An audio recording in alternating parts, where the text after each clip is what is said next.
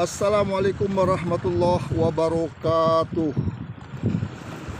Innal hamdalillah nahmaduhu wa nasta'inuhu wa nastaghfiruh wa na'udzu billahi min shururi anfusina wa min sayyiati a'malina.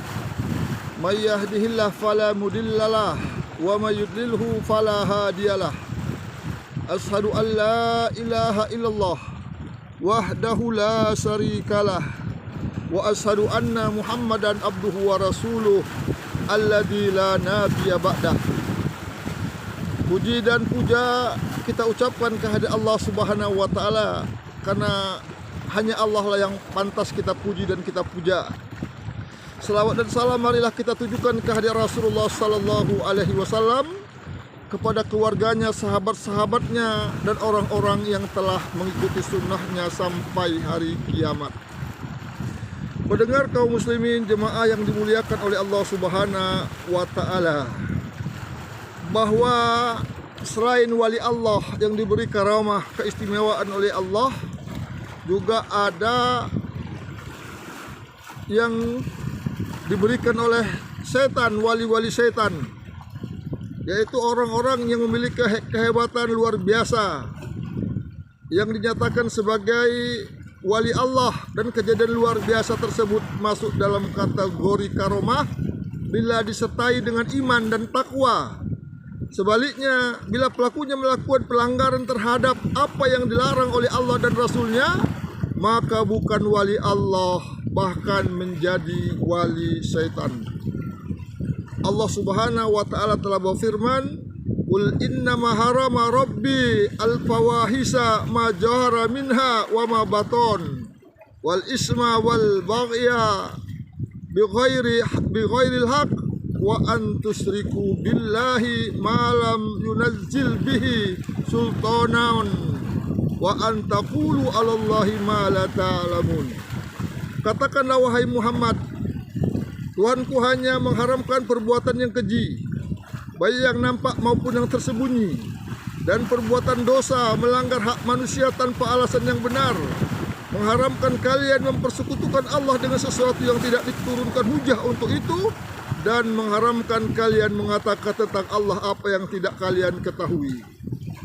Islam melarang setiap muslim untuk berpikir tentang ketuhanan yang tidak didasari ilmu yang diajarkan oleh Rasulullah sallallahu alaihi wasallam, karena pemikiran tentang Allah tidak akan terjadi sebab bagi datangnya karomah, tetapi mendatangkan kawarik, kejadian luar biasa yang berasal dari setan, seperti kawarik yang diperoleh orang yang meminta pertolongan istighosah kepada sesama makhluk, baik makhluk yang muslim ataupun makhluk yang kafir, baik yang masih hidup ataupun yang sudah mati, sementara dia menggunakan khawarik itu untuk menzalimi sama makhluk dan melakukan perbuatan-perbuatan keji lainnya.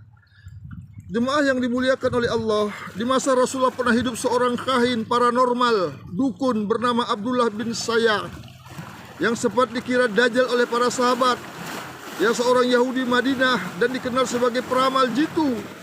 Sekali waktu Nabi mengecohnya dan mengetahui cara-cara setan yang digunakan Ibnu Sayyad, dan kehebatan yang dimiliki Ibnu Sayyad itu bisa saja terjadi pada wali setan yang lainnya.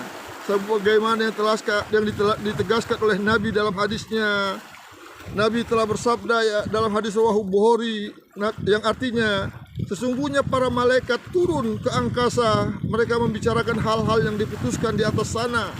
Setan-setan itu mencuri dengar pembicaraan malaikat itu dan memberitahukan kepada kahin, para dukun. Lalu para kahin, para dukun itu menambahkan banyak kebohongan atas berita itu dari diri mereka sendiri. Jemaah yang dimuliakan oleh Allah Subhanahu wa taala, ilmu-ilmu keluar biasaan yang terjadi kepada ahli pendosa, ahli maksiat itu adalah ilmu yang datangnya dari para dukun. Di antaranya adalah ilmu laduni. Ilmu laduni ini adalah ilmu sesat dari kalangan kaum sufi, bahwa mereka bisa menimba ilmu langsung dari Allah katanya, dan mereka pintar tanpa belajar, sehingga mereka disebut orang pintar karena mereka memiliki linuih Linuwih itu adalah kemampuan. Linuwih waruh sakjeroning karah, yaitu orang yang tahu perkara-perkara yang gaib tanpa belajar.